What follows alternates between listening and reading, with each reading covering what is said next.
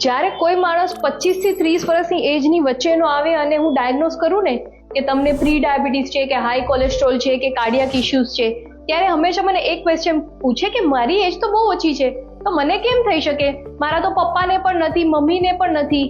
તો ભાઈ, એ થયું છે તમારા કર્મોના કારણે. એ માણસ જ્યારથી કોલેજમાં ગયો હોય અથવા હોસ્ટેલ લાઈફ સ્ટાર્ટ થઈ હોય ત્યારથી જ એનું રૂટીન એટલું ખરાબ થઈ ગયું, ગમે ત્યારે સૂવાનું, ગમે ત્યારે ઉઠવાનું, જમવાનું બધું બહારનું, સ્વિગી ઝોમેટોની કૃપા.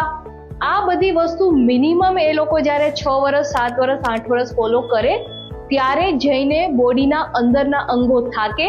પેનક્રિયાસ કે ભાઈ હવે તું હાથ જોડું, કોલેસ્ટ્રોલ કે હવે તો મારે વધવું જ પડશે, અને આવી બધી વસ્તુના કારણે જ એ બીમાર પડતા હોય છે. તો જે ન્યૂ જનરેશન છે, યંગ જનરેશન છે, 25 વર્ષ 26 વર્ષ 27 વર્ષ, એ લોકો એમ માનતા હોય ને કે આ જંક ખાવાથી, રાતના 2 વાગે 3 વાગે સુવાથી અને કાંઈ જ એક્ટિવિટી નહીં કરવા છતાં પણ હું ફિટ છું. તમે ખોટા છો.